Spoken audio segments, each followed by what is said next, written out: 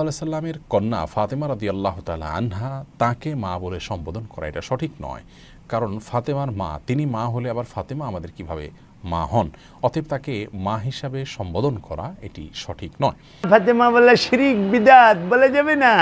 হ্যাঁ, রসুলের স্ত্রী উম্মুল মুমিনিন মেয়ে মা হয় কেমনে? আরে তুই এই রহস্যই বুঝবি না। 12 বাড়ির ভাত খায় মাথার তার গেছে ছিঁড়ে। রহস্য কই থেকে বুঝবো? সকল নারী কি এক? সকল মা কি এক? নারীরা সর্বমর্যাদায় গেছে ইসলামে। দেখেন রহমত যায় কার দরজায় খাড়ায় থাকছে কন্দিহি? রহমতকে জগতের মহানবী রাহমাতাল লিল আলামিন না, সৃষ্টি জগতে স্রষ্টার জগতে কোন জায়গায় যে রাহমাতাল লিল আলামিন দাঁড়ায় থাকছে বলেন তো? হ্যাঁ, মা ফাতেমার ঘরের দরজায়, তাই না?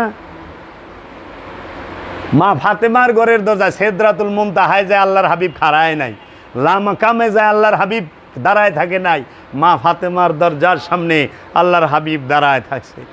মা ফাতেমা যখন আসছে, মা ফাতেমা ঘরে ঢুকলে আল্লাহর হাবিব দাঁড়ায় গেছে। আমার মা এসে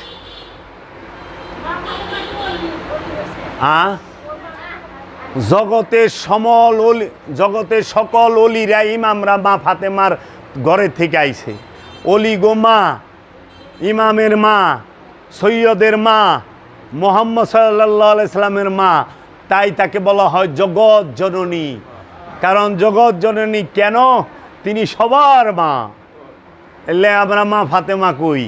ওই যে অনেক মোল্লা কয় না মা ফাতেমা বলে শিরিক বিদাত বলে যাবে না। হ্যাঁ, রসুলের স্ত্রী উম্মুল মুমিনিন মেয়ে মা হয় কেমনে?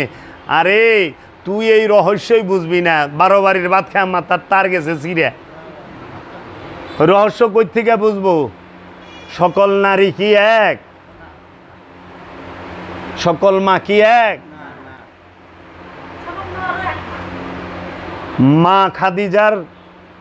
মা খাদিজার মর্যাদা আর জগতে অন্য কোনো নারীর মর্যাদা কি সমান? মা খাদিজা রসুলকে যে রূপে দেখছে জগতে কোনো নারী দেখছে ওই রূপে? মা খাদিজা যে কুরবানি করছে রসুলের জন্য জগতে কেউ করছে? জাজিরাতুল আরবের সেরা দুনি তার সব সম্পদ মহানবীরে দান করে দিছে। 4 ডিসিম 5 ডিসিম জায়গা না, জাজিরাতুল আরবের সেরা দুনি রসুলরে দান করছে। জগতে এত বড় দান দ্বিতীয় কেউ করে নাই। এত বড় দানব পৃথিবীতে 1 নম্বর দানবীর কে? মা খাদিজাতুল কুবরা। পৃথিবীর মধ্যে মহানবীকে কুমার রূপে কে পাইছে? মা খাদিজা। যে মহানবী কুমার ছিল, তাহলে মা খাদিজার মর্যাদা কয়? মা খাদিজার স্বামী সরকারে দু আলম, মা খাদিজার কন্যা মা ফাতেমা, মা খাদিজার মেয়ের জামাই মাওলা আলী কারামাল্লাহু ওয়াজহু, মা খাদিজার নূরের সন্তান মাওলা হাসান মাওলা হুসাইন, মা খাদিজার রক্তের নাতি মাওলা হাসান মাওলা হুসাইন। মা খাদিজারে দেখছেন কত মর্যাদা মা খাদিজার? মা খাদিজার ঘরের থেকে গাউসে পাক আব্দুল কাদের জিলানী আইছে। মা খাদিজার ঘরের থেকে খাজা মঈনুদ্দিন চিশতি আজমিরি আইছে। মা খাদিজার ঘরের থেকে বাহাউদ্দিন নকশবন্দি আইছে। পৃথিবীর সকল ওলিয়ে কামেলরা সবাই মা খাদিজার ঘরে থেকে আসছে। মা খাদিজার বংশ এরা। হিসাব আছে? কোনো মৌলবী মুন্সি মা খাদিজার ঘর থেকে আহে নাই, হিন্দার ঘরের থেকে আইছে। বুঝছো বাবা? ওলি আহে মা খাদিজার ঘর থেকে, মা ফাতেমার ঘরের থেকে। আর মোল্লা ওহাবি আহে কার ঘরের থেকে? হিন্দার ঘরের থেকে।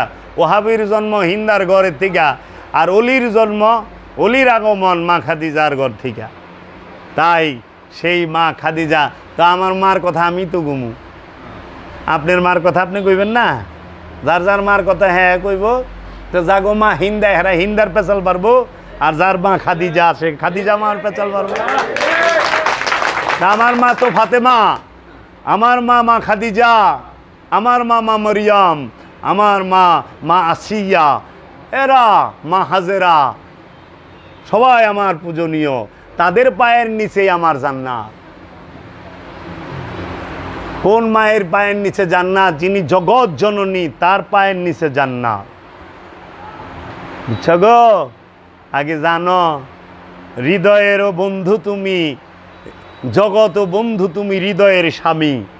একটা হইল তোমার, এটা জগৎ স্বামী, সেই স্বামী হইল রসুল। প্রত্যেকটা রসুল জগতের স্বামী। এর লেগে স্বামী দুই প্রকার, একটা হলো দেহের স্বামী, আর একটা হলো হৃদয়ের স্বামী। আমার হৃদয়ের স্বামী আমার পীর বাবা জাহাঙ্গীর। আর আপনার দেহের স্বামী হলো আপনার জামাই, যে মহারানা দিয়ে আপনার বিবাহ করছে, তালাকও দিয়ে দেয়া পারে, তাই না? 3 কথায় বিয়া, 3 কথায় তালাক। ওইটা হলো দেহের স্বামী। হৃদয়ের স্বামী হইল গুরু। এর জন্য ছেলে মেয়ে উভয়ের হৃদয়ের স্বামী আপন পীর, আপন রসুল। তা আমাদের সকলের হৃদয়ের স্বামীকে মহানবী, আমাদের সকলের হৃদয়ের স্বামীকে মাওলা আলী, আমাদের সকলের হৃদয়ের স্বামীকে মাওলা হাসান, মাওলা হুসাইন, আমাদের সকলের হৃদয়ের স্বামীকে গাউসে পাক আব্দুল কাদের জিলানি, আমাদের সকলের হৃদয়ের স্বামীকে খাজা মঈনুদ্দিন চিশতি আজমেরি। এরা সকল অলি আল্লাহরা, নবী রসুলরা আমাদের হৃদয়ের স্বামী। হৃদয় থেকে আমরা তাদের সম্মান করি, ইজ্জত করি, তাদের গুণগান করি।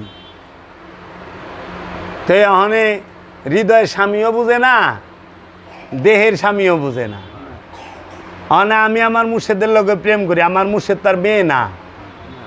আমার মুর্শেদ আমার থেকে বয়সে না হলো 50 বছর, 40 বছরের বড়, তাই না? তখন 40 বছরের বড় যে, তার লগে আমি প্রেম করতেছি। প্রেম মানে তো দৈহিক মিলন না, যৌনতা না, প্রেম তো ঐশ্বরিক। এর জন্য প্রেম করা যায় সমলিঙ্গের সবার সাথে।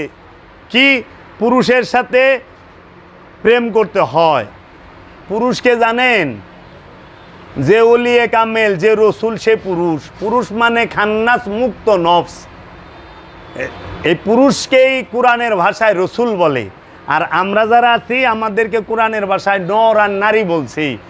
জাকারা ওয়া উনসা, যে বলছে না, ওয়া জাকারা ওয়া উনসা। জাকারা মানে নর, উনসা মানে নারী।